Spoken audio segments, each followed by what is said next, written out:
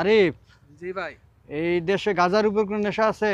না নেশা না আপনি আমার তো কথা কম গো, গাঁজা খাইলেও আমার নেশা হয় না, তুই জানোস? মিলন, স্যার থানার আশেপাশে গাজার গন্ধ কই থেকে আসে? স্যার আমিও পাইতেছি।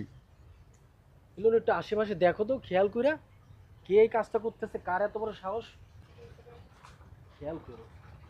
স্যার এই দুইটাই মনে হয় খাইতেছে। ওই দেখেন স্যার, হাতে দেখেন স্যার। হ্যাঁ চলো দেখি। হ্যাঁ কি করো এখানে?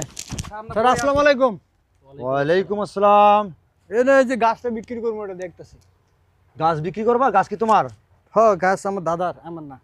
তোমরা এখানে বসে কি করতেছিলে? বসে না তো স্যার, আমরা ওই যে গাছটা বিক্রি করবো তো, একটা ব্যাপারী আসতেছে।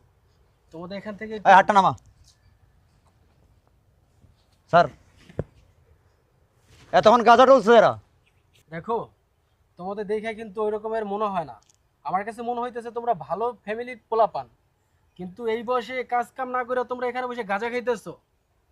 দেখো, তোমাদের দেখে ভালো মনে হইতেছে, আজকের মতো তোমাকে ছেড়ে দিতে আসি, কিন্তু এরপরে যদি আমার এই এরিয়ার ভিতরে দেখি সামান্য বিড়ি খাইতাও, তা তোমাদের কি থানায় নিয়ে যাব।